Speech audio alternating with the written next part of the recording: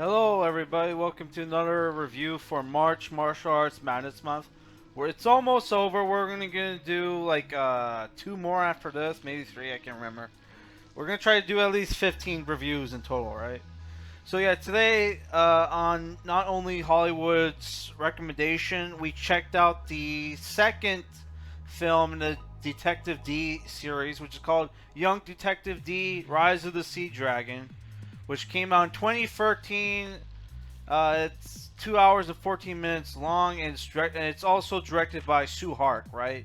But this time, instead of having Andy Lau as the main character, you have Mark Chao as Detective Dee, right? And you also have Angelababy as Yin Ruji, Yin Gang Chen as Shatiao Zhang, Feng Shaofeng as Yuji Zhenjin, and you also have Carina Lau is in the return to return to play the Empress, right? So yeah, this movie, unlike the first one, is not on Tubi, right? But thank God I did some spree cleaning, right? And I found my Detective Dee 3 movie collection, which apparently there's 5 of these movies now, right? My 3 movie collection comes with the Detective Dee and the Mystery of Defendant Flame, Young Detective Dee: Rise of the Sea Dragon, and Detective Dee: The Four Heavenly Kings, right? Yeah. So yeah, this movie is a prequel. I should mention though, I'm kind of in crappy mood because I was gonna go. I was supposed to. I had this trip planned for months, right? To go on this retro gaming shopping trip, right? Which every year I go to do my taxes, and in this town where I go to do my taxes, there's some cool retro gaming stores, right? Where I go to get some awesome games. And I was gonna go there to get the Trails of Cold Steel games, right? Because I recently got into the series after I played the first one finally. Played and beat the first one, only to find out that the store that I normally go to has been shut down for for for who knows how long. I know it was still around last year, but it's like, god damn it, man. It's kind of a bittersweet thing because it's like I always hated that guy who run that store because he would overprice the fuck out of games, but it's like, wow, there's literally all the retro gaming stores in my town closed down, and even like the town next over, fucking all the retro gaming stores are gone. So it's like, fuck, man. Oh my god. So if I like any all the only other places I can go to are like at least an hour drive away. So it's like, fuck. My fucking trip that I've been planning for months has been effing ruined. So that made me a little bit distracted. Oh, but you know it's good to find out ahead of time so I'm not when I get there I'm like, what the fuck is this? So I'm fucking pissed, but yeah. So yeah, this movie is about, obviously it's a prequel to the original Detective Dee film. So because it's a prequel, just like in the first film where he doesn't have the dragon taming lance, dragon taming mace for most of the movie, he doesn't get this movie until like the end of the film, right? Which is like fucking bullshit. Because that dragon taming mace was like the best part of the first film, right? So yeah, so like what happens in this film? Detective Dee, on the day that he goes to the Justice Department to start at his first day, right? Which I should mention, this movie takes place like a decade, I guess a decade or so before the events of the first film, right? So like even though the Empress is like, it kind of makes no sense because like the Empress, the Emperor is like a young man in this movie, and the Emperor's son was like super old. So it's like what the fuck, but whatever, right? So yeah, besides the fact that the Emperor's still alive, the Empress is running things, right? So what happens is that the Tang Dynasty, which is China, is at war with the Fuyu Kingdom or whatever. So they sent their navy, right? Their navy to go and to go to war with the Fuyu Empire, Fuyu Kingdom, only for their navy, right, to get destroyed by what the populace call Sea Dragon, right? Which I was very surprised to see that there was an actual sea monster in the movie. I'm not gonna spoil it, but yeah, there is a giant sea monster in the movie. I'm like, what the fuck? Because like, if you've seen the first one, you know the movie are like fake wuxia films where they'll pretend to be, well, they'll look like they have fantastical elements, only for it to turn out that the fantastical elements were fake by the end of the movie, right? Because like you know why, okay?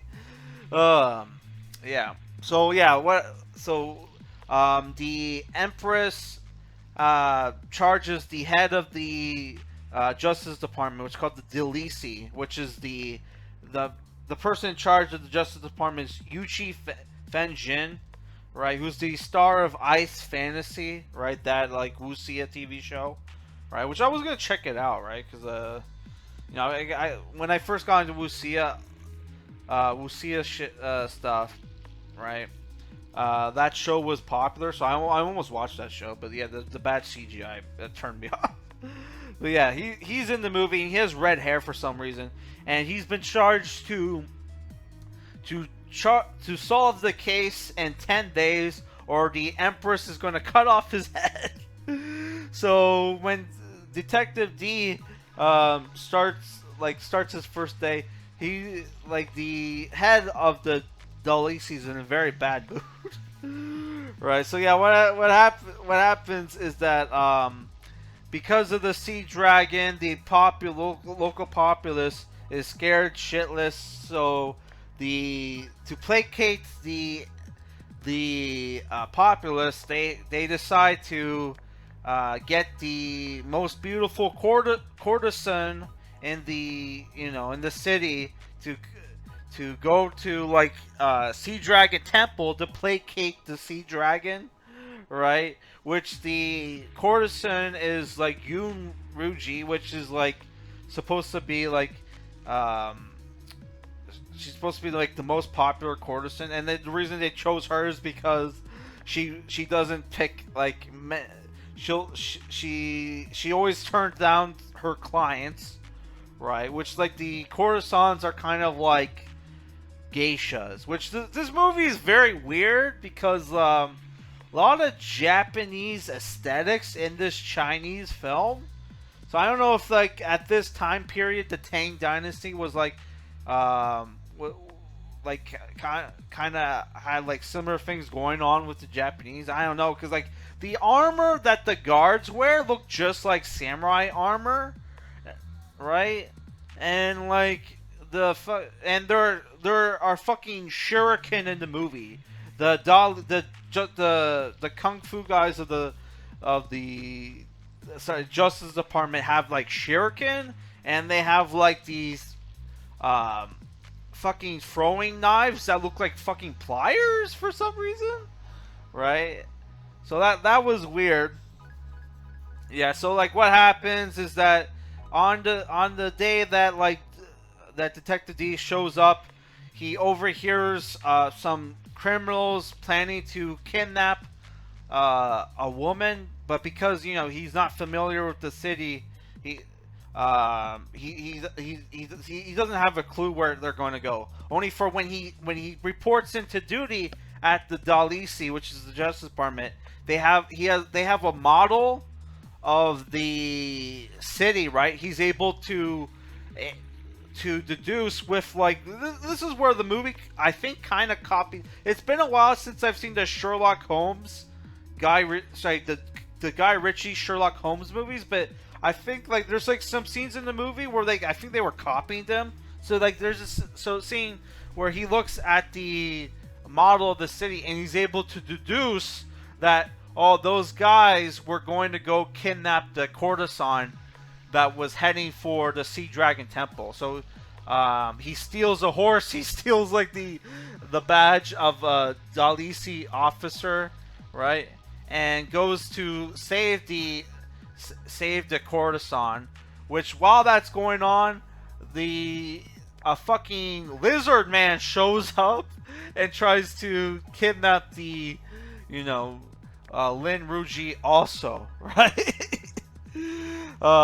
So yeah, the Fen Shen's character, right, the head of the Justice Department, uh, goes to also shows up at the Sea Dragon Temple and has like Detective Dee thrown in prison, right? Because you know he heard that Detective Dee before being recommended for the post by some minister, right?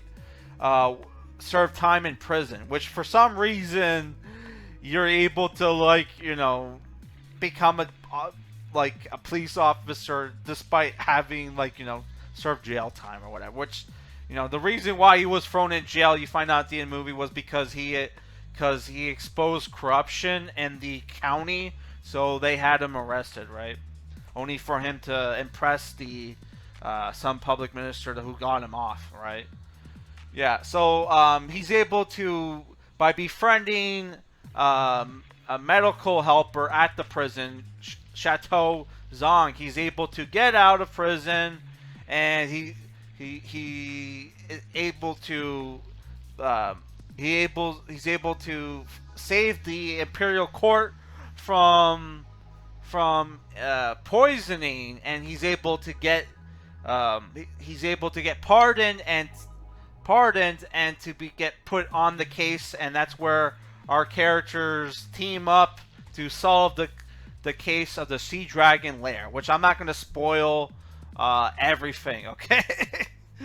So yeah, I'm just going to go with my likes and dislikes, right?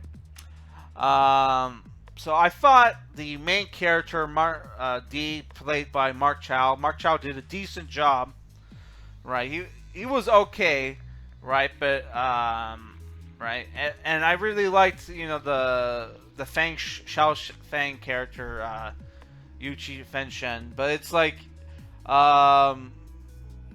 where am I? How do I say this? Like, how do I say this? I liked the movie. The thing is about the movie comes off more like an action adventure film than like a murder mystery, because they kind of show you who the villains are right away.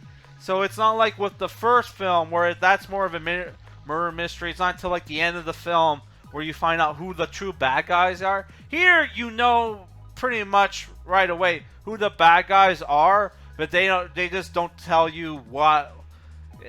It's not until like the end of the movie where you find out, okay, like what their motivations are, right? Which there was a fight on a cliff with the main bad guy, and that, which I thought was gonna lead to something else, only for like, they just dealt with the guy at the fucking cliff, and the climax, the real climax of the movie is is at sea, where they have to fight the sea monster, right? Which that scene gave me a lot of Pirates of the Caribbean feel, right? But yeah, it's I think that the main problem I have with these movies is that they're like they kind of want to have the wuxia aesthetic, right? But then they have like where they add all these fantastical elements, but then have like but then get rid of the but explain away the fantastical elements with scientific means or whatever, only for the scientific means to be like bullshit. Like apparently the lizard man in the movie, that was caused by like some bullshit. I'm not even gonna say. Right? I'm not gonna spoil, but it's like, holy fuck.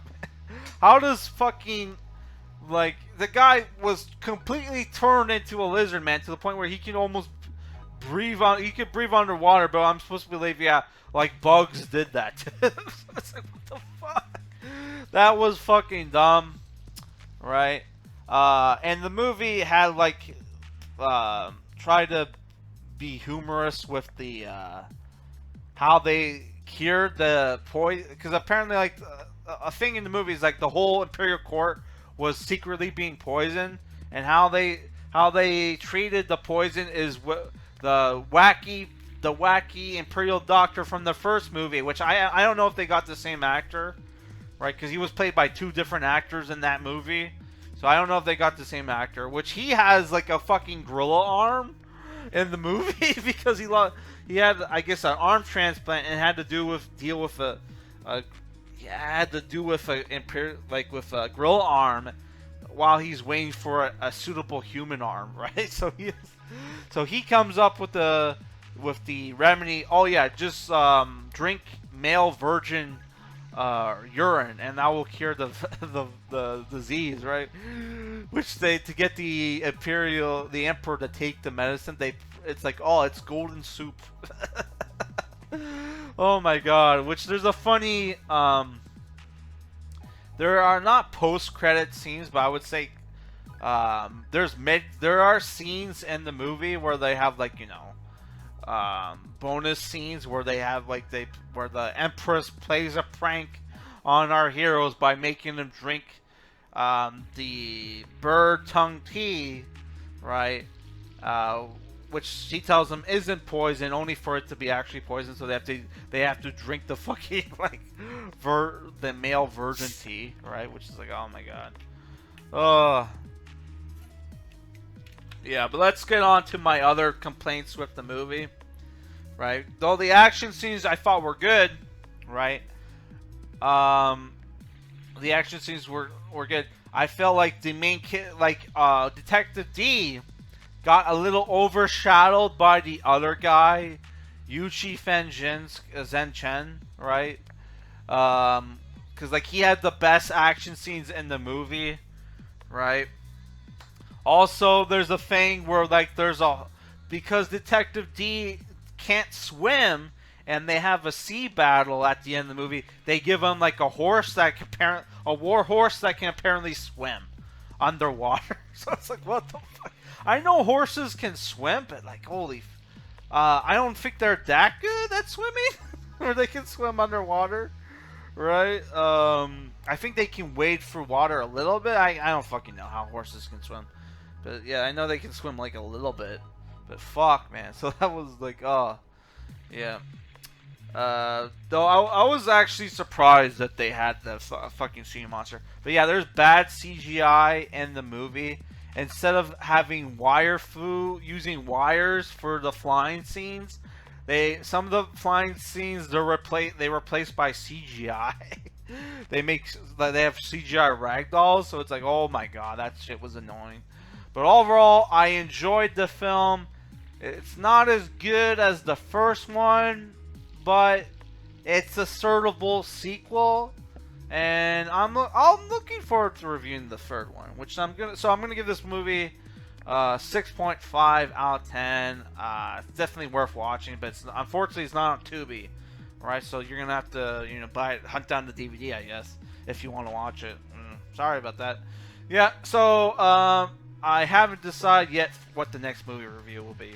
But I've decided what the last movie review for March Martial Arts Madness Month is going to be, and it's going to be Street Fighter, because people keep voting on that poll, even though it's closed, and we already put out this Bloodsport review, which I had the age restricted because of some jokes I made in the movie review. But so if you haven't seen my Bloodsport review, check it out. It was pretty good, actually. All right, guys, peace.